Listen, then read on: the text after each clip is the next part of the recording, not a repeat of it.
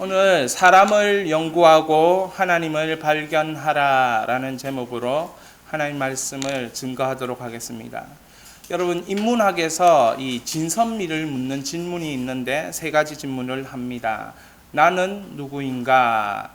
나는 어떻게 살아야 하는가? 나는 어떻게 죽어야 하는가? 이렇게 세 가지를 묻는다고 합니다. 나는 누구인가?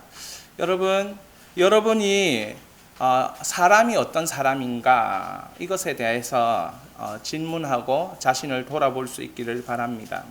그러기 위해서 우리가 내가 누구인지 알려면 도전을 해보면 나의 약점과 강점이 무엇인지 알 수 있습니다. 그러니까 내가 하지 않던 것을 도전을 해보는 것이죠. 예를 들면 제가 우리 영대사에게 하루에 1시간 소리내어서 성경을 읽어라 이렇게 제가 도전합니다.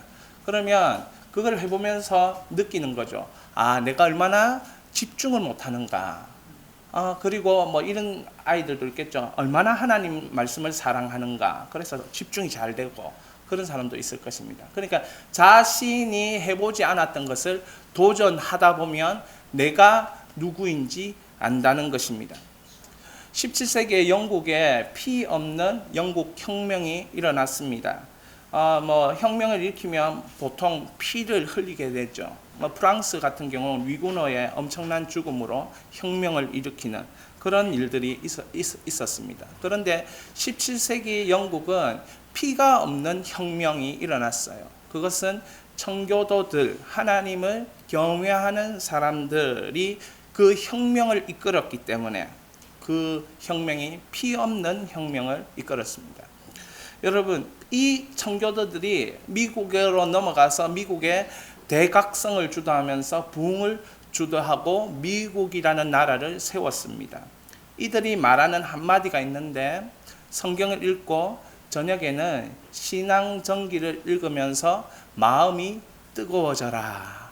이런 말을 자녀들에게 그리고 같은 성도들에게 항상 나누었다고 합니다. 여러분, 신앙전기를 읽으면 하나님의 일하심이 보인다. 이런 책 제목도 있습니다. 여러분이 신앙으로 산 사람들을 연구해 볼 필요가 있다는 것입니다. 신앙으로 산 사람들을 연구해 보십시오. 그리고 자기 자신을 연구해 보십시오. 여러분을 연구해 보시다 보면 내가 어떤 부분에서 하나님 앞에 정직하지 못하고 어떤 부분에서 하나님이 기뻐하시는 삶을 내가 살 수 있는지 알 수 있는 것입니다. 사랑하는 여러분 자신을 알 수 있기를 바랍니다. 정말 내가 누구인지 깨달을 수 있기를 바랍니다. 오랫동안 예레미야는 하나님에 대한 불순종 그리고 회개를 거부하는 유다와 그 지도자들에게 엄중한 심판이 있을 것을 경고하였습니다. 드디어 이 경고는 현실이 되어 버렸습니다. 여러분, 현실이 된다는 건 이건 너무나도 참혹한 것이죠.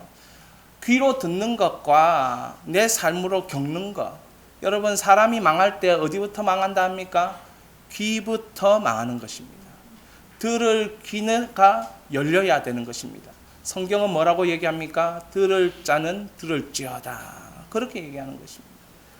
귀가 열리지 않으면 깨달아지지 않는 것이고 귀가 이렇게 미련하고 어리석으면 들으면서 무슨 말을 하는지 도통 알 수 없는 것입니다. 사랑하는 여러분, 하나님이 말을 안 하시는 것이 아닙니다. 귀를 지으신 하나님이 말씀을 하십니다. 그런데 그 말씀을 마음의 감동으로 알아듣지 못하는 것이죠. 그것이 여러분 귀가 망하는 그런 순간 과정들을 밟고 나가고 있는 것입니다. 예레미야서에도 마찬가지로 이스라엘 백성들이 귀가 망했던 것입니다. 하나님의 말씀을 들을 수 있는 귀가 열리지 않았던 것입니다. 이런 지경이 될 때까지 정말 돌이키지 못한 하나님의 백성들 성경 읽으면서 원망스럽기까지도 합니다. 특별히 우리가 읽은 오늘 성경 본문에는 세 사람이 등장합니다. 시드기야와 예레미야와 에벳멜렉이라는 사람이 등장하고 있습니다. 저는 예레미야 39장을 우리가 함께 보면서 이 세 사람에게 초점을 맞추면 하나님께서 우리에게 하시는 말씀이 들릴 것이다 라는 생각이 듭니다. 첫 번째로는 시드기야입니다. 하나님을 알지만 하나님의 말씀을 따르지 않는 사람. 여러분, 하나님을 모르는 것이 아닙니다. 하나님을 알았다라고 말합니다. 사랑하는 여러분, 밖에 있는 불신자들 얘기하고 있는 것이 아니지요. 안에 있는 교인들 얘기하고 있는 것입니다. 우리가 하나님을 안다라고 고백하지만 하나님 말씀을 따르지 않는 시드기야처럼 살 수 있다는 것입니다. 여러분, 시드기야가 누구입니까? 유다 왕국의 마지막 왕인데요.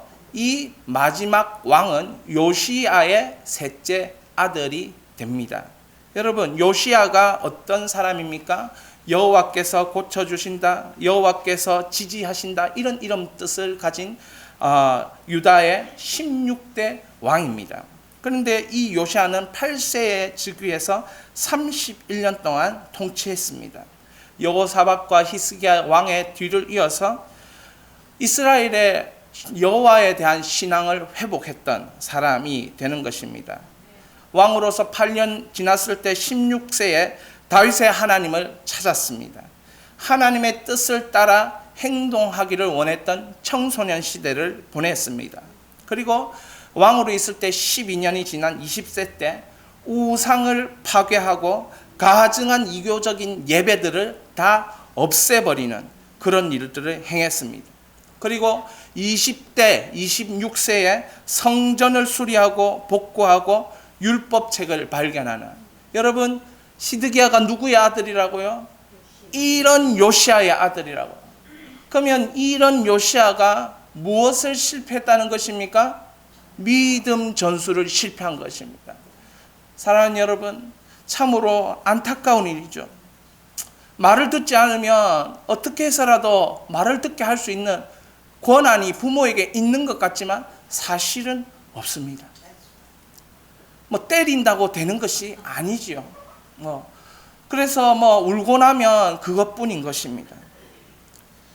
요시야 왕이 율법책을 깨달은 후에 영적 대각성이 유다에 일어났습니다.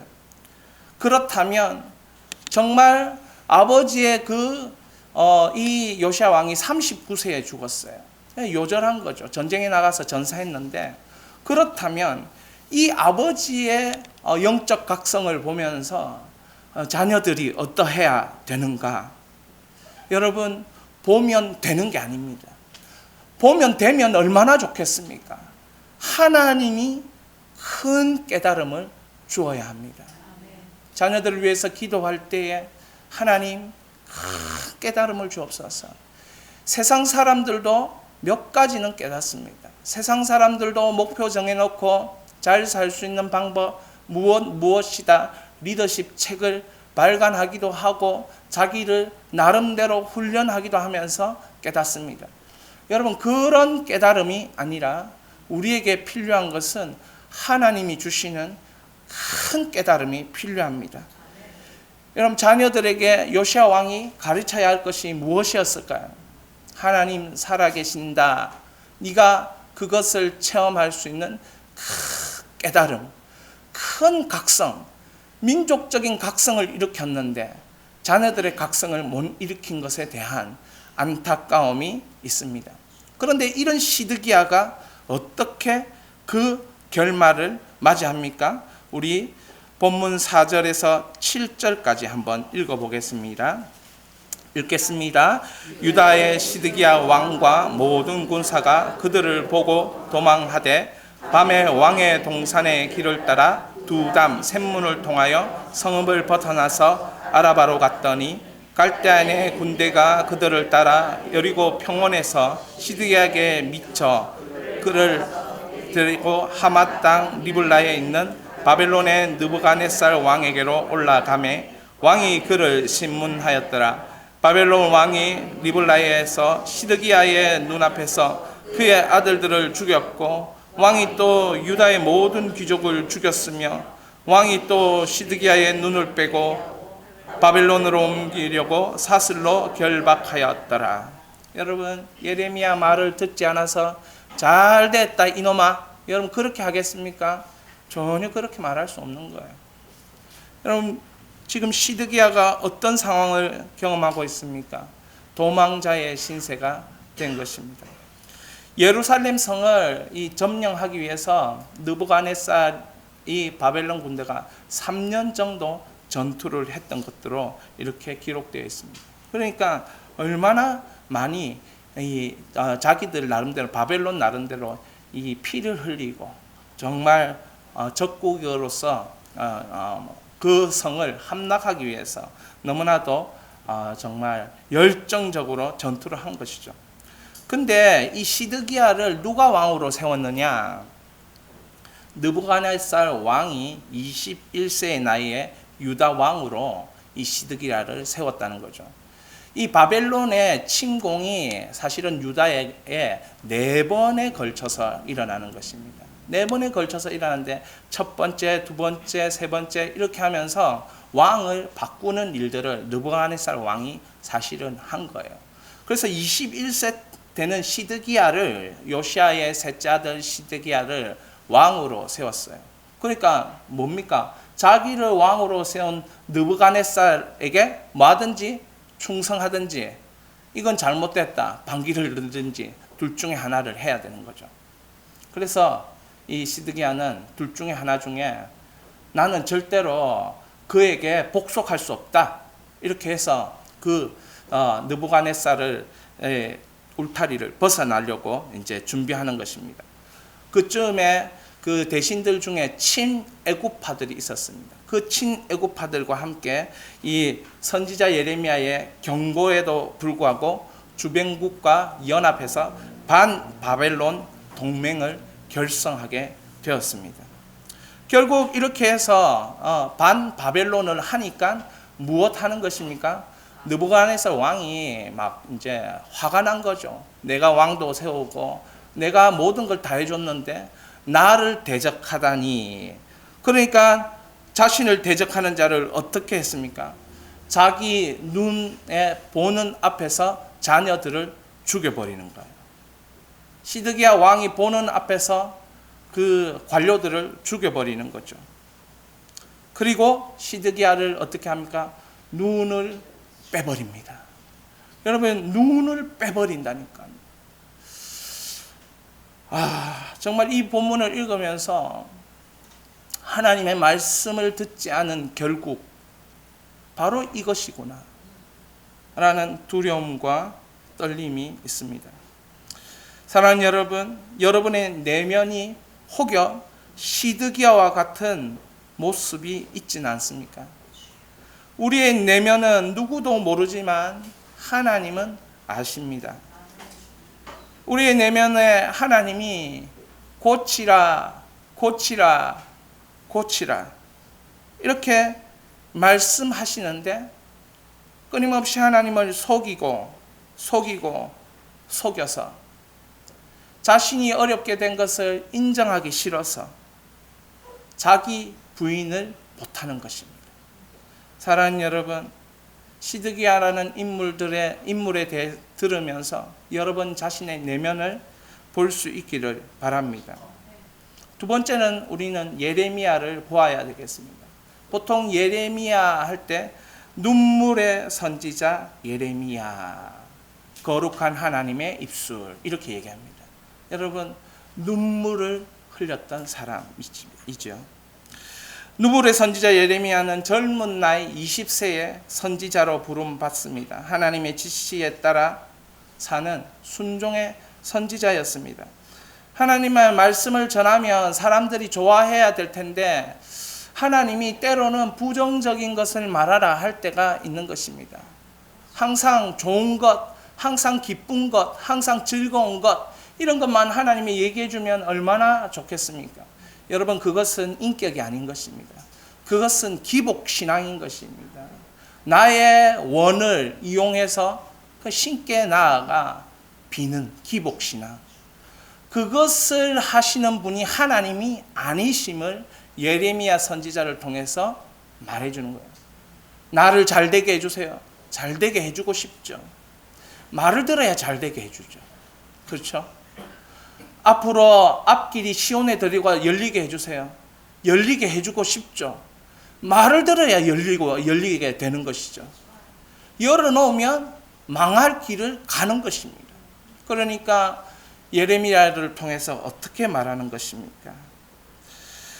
조국의 멸망을 예언하는 예레미야를 보면서 매국노다, 거짓 선지자다, 이런 오해를 받습니다. 여러분, 선지자의 마음이 얼마나 비관적으로 변했겠습니까?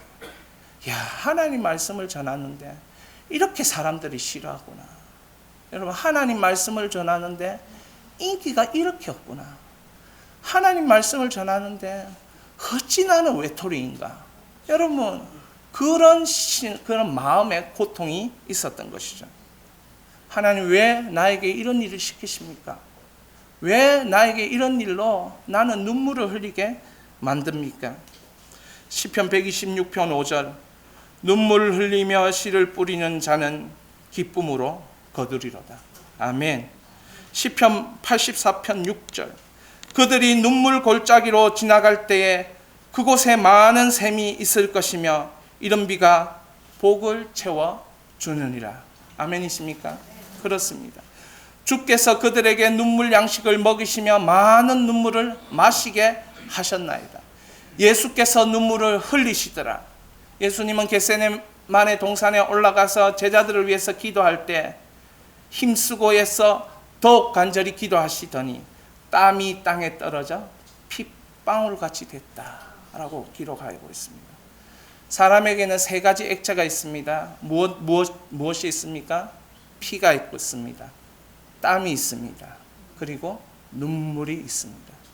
여러분, 피와 땀과 눈물이 섞인 우리의 일생은 진실한 삶이고 하나님이 함께하는 삶이 될 것입니다. 성도는 어떤 삶을 살아야 됩니까? 눈물과 땀과 피가 있는 생명을 건 삶을 살 수 있어야 합니다. 그랬기에 예레미야는 오해를 받았지만, 살해의 위협을 겪었지만 그는 그 길로 걸어갔던 것입니다. 비극적인 역사 한가운데 서 있는 그 하나님의 사람, 얼마나 고통스러웠겠습니까? 그래서 그는 눈물의 선지자가 되었습니다. 저는 선배 목사님을 통해서 이런 얘기를 가끔씩 듣습니다. 강단이 눈물로 가득 채워져야 교회가 부흥한다. 그런 얘기를 들은 적이 있습니다. 제가 이 강단을 눈물로 가득 채울 수 있을까? 그렇게 넓지도 않은데, 근데 우리가 눈물 잘 흘리지 않습니다. 여러분, 도전해 보십시오. 불가능한 일에 도전하다 보면 눈물이 흐르는 것입니다. 공부가 잘 안 된다면 공부에 도전해 보십시오. 돈이 잘 안 벌린다면 돈을 벌어서 하나님께 영광을 올려드리겠다, 그 일에 도전해 보십시오. 안 되면 교회 와서 눈물로 여러분의 기도 자리를 적시기를 축원합니다. 그러다 보면 하나님께서 역사하실 것입니다. 왜냐하면 눈물 양식을 먹이신 그 하나님의 흘리시게 한 그 눈물은 사실은 내 눈물이 아니고 하나님의 눈물이기 때문에 그렇습니다. 눈물 골짜기로 우리는 수없이 많이 지나갔습니다. 하나님이 그곳에서 샘이 터지도록 하시는 줄 믿으시기 바랍니다. 세 번째 우리가 알아야 될 사람은 에벤멜렉이라는 사람입니다. 이 사람은 믿음의 사람은 구원을 위해 행동해야 한다. 여러분, 믿음의 사람은 뭐 해야 됩니까? 구원을 위해 행동해야 되는 것입니다. 에벤멜렉은 누구입니까? 구스 사람입니다. 구스라는 뜻은 검다라는 뜻입니다. 검다. 흑인이지요. 여러분, 에도피아 넷이 유다와 무슨 관계가 있었는지 잘 모르겠습니다만은 예레미야 38장에 보면 이 에벳멜렉이 예레미야를 구하려고 왕을 찾아가 직언하는 모습을 보게 됩니다. 왕을 찾아가 그 나라와 뭐 그렇게 관계도 있는 사람 아닌데 왕을 찾아가 누구를 살리기 위해서? 예레미야를 살리기 위해서 그랬던 것입니다. 사랑하는 여러분, 우리가 이런 구원하는 행동들을 하는 것, 정말 구원하려고 몸부림치는 백성들을 보호하려고 하는 것, 이것이 우리가 해야 될 일입니다. 성도가 무엇 해야 됩니까? 구원하려고 몸부림치는, 제 입으로 얘기해서 죄송합니다, 목사들을 보호해 줘야 돼요. 구원하려고 몸부림치는 권사님들을 보호해 드려야 되고 장로님들을 보호해 드려야 돼요. 이게 우리가 할 일입니다. 우리가 서로를 보호해 주지 못하면 어떤 일이 생기는가? 우리는 세상에서 오해받고 세상에서 넘어지고 비난받고 죽을 수밖에 없는 존재가 된다는 것이죠. 사랑하는 여러분, 믿음의 사람은 구원을 위해 행동해야 하는 것입니다. 제가 요즘 사람을 연구합니다. 저 자신을 연구하니까 어떻습니까? 정말 절망입니다. 여러분 자신을 연구하면 어떤 마음이 듭니까? 절망. 이것도 못하고 저것도 못하고, 아이고 어찌 그리 못하는 게 많은지. 또 받은 은혜도 많습니다. 없다는 게 아닙니다. 못하는 게 많으니까 받은 은혜가 많죠. 그래서 다른 사람을 연구합니다.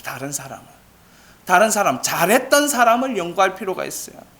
제가 요즘 연구하는 사람 중에 한 사람은 부산 세계로 교회 소년보 목사님을 연구하고 있습니다. 이 사람이 교회가 어디냐? 강서구 송정동에 있는데 녹산인데, 녹산. 공장 많은 그 동네. 교회 주변이 그린벨트로 35년간 묶여가지고 반경 4km 안에 거주자가 거의 없었던 거예요. 반경 4km 안에. 그 사는 사람이 비포장 도로 길 15km를 달려야 마을이 나오는 곳에 교회가 있었습니다. 이 20명의 어촌 교회가 지금은 한 4,000명이 나오는데요. 아무도 안 놀라시네요.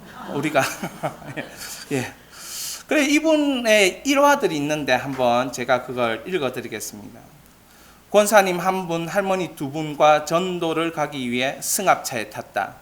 중간쯤 갔을까 운전하는데 뒤에서 안 좋은 얘기가 들렸다.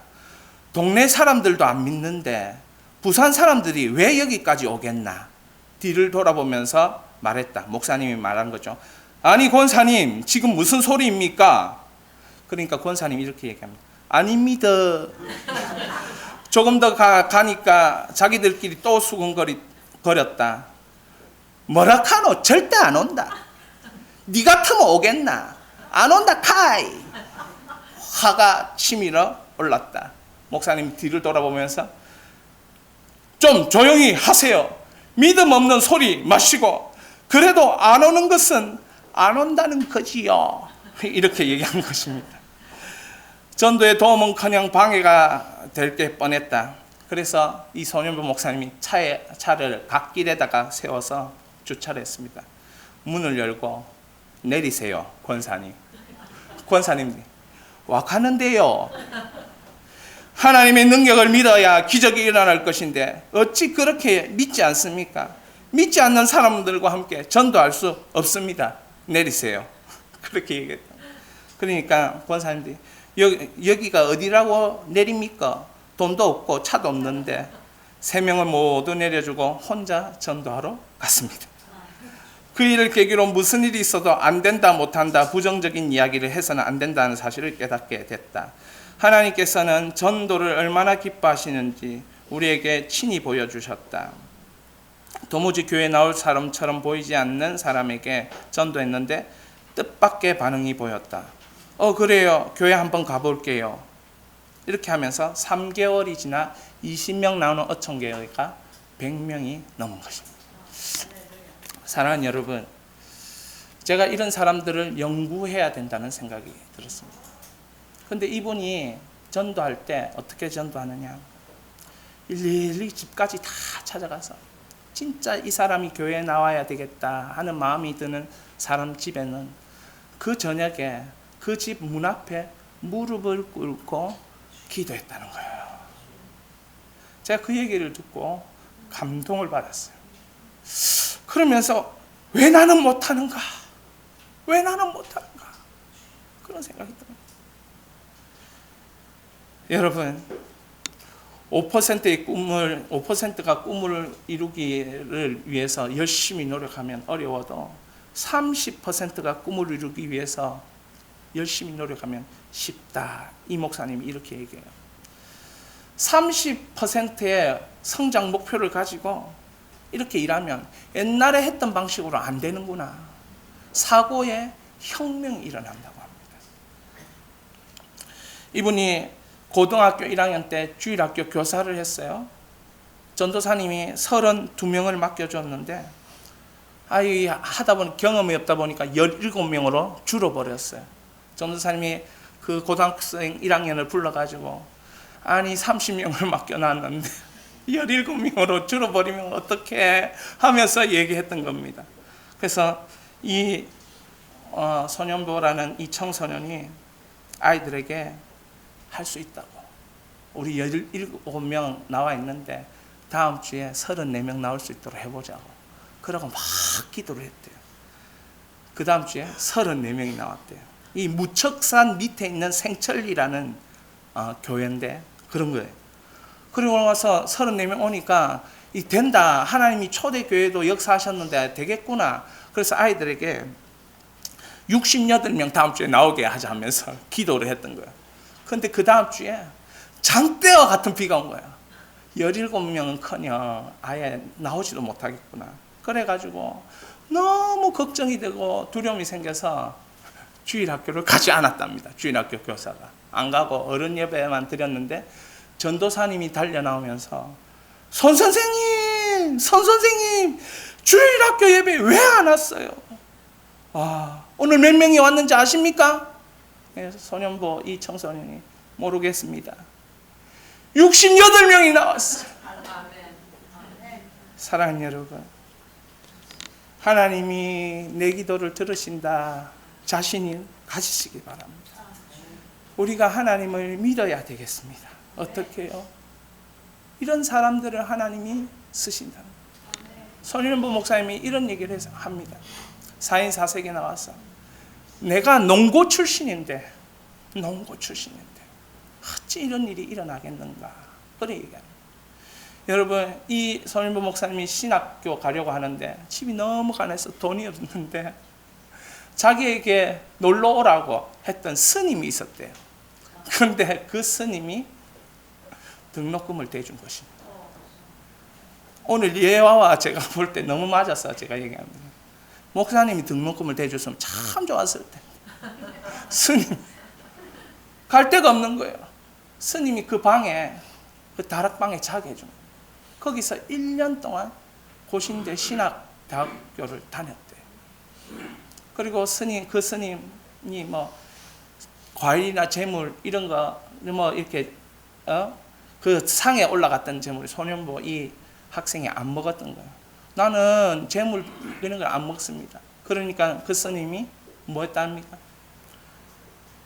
제사 드리기 전에 따로 구별해가지고 이 소년보라는 학생에게 먹였대요.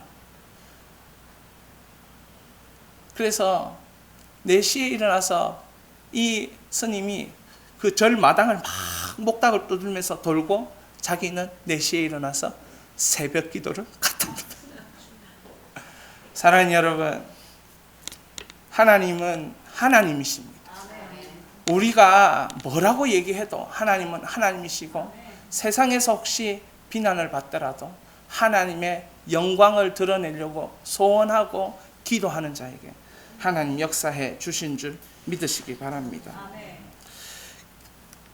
처음에 교인들이 기차 발통을 삶아 먹었냐 할 정도로 그렇게 떠들면서 기도해요. 교인들이 뭐라고 얘기했냐면 도저히 기도가 안 된다. 정사님 하도 떠들어가지고 그렇게 할 정도. 그런데 거기에서 저는 비밀을 발견했습니다. 동네 사람 이름 다 적어가지고 기차 발통 이 목소리로 새벽마다 금요일마다 주일마다 기도했던 거예요. 근데 믿음의 사람들은 항상 그렇더라고요.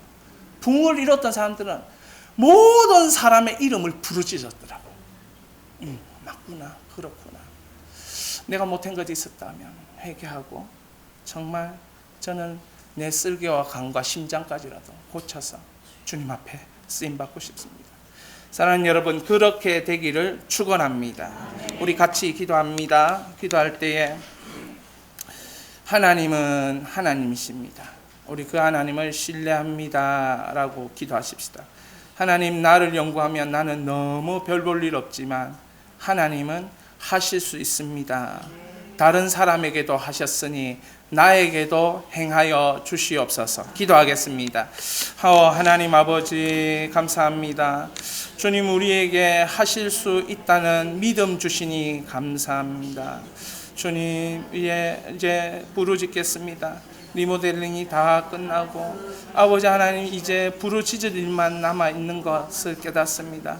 이름 한 사람 한 사람 부르며 눈물을 흘리며 이 강단을, 또한 나의 기도의 자리를 눈물로 채우겠습니다. 역사하여 주시옵소서. 하나님, 나에게도 하나님께서 이 능력과 은혜로 함께하여 주시옵소서. 그렇게 하실 일들을 기대합니다. 역사하여 주시옵소서. 오 주님, 예수님을 믿으니 할 수 있는 줄 믿습니다.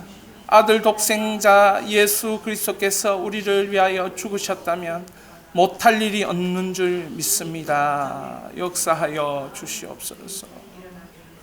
지금은 우리 주 예수 그리스도의 은혜와 하나님 아버지의 크신 사랑과 성령님의 감화감동 교통 충만하신 역사가, 하나님, 다른 사람에게 역사하셨던 하나님은 나의 하나님이고, 아브라함의 하나님도 나의 하나님이고, 요셉과 다니엘과 다윗의 하나님도 나의 하나님이오니 나의 삶에 역사하여 주시옵소서. 삶이 이력서가 되는 은혜가 임하게 하여 주시옵소서. 소원하는 심령 위에, 결단 위에 이제로부터 영원토록 함께 하시기를 예수님의 이름으로 축원합니다. 아멘.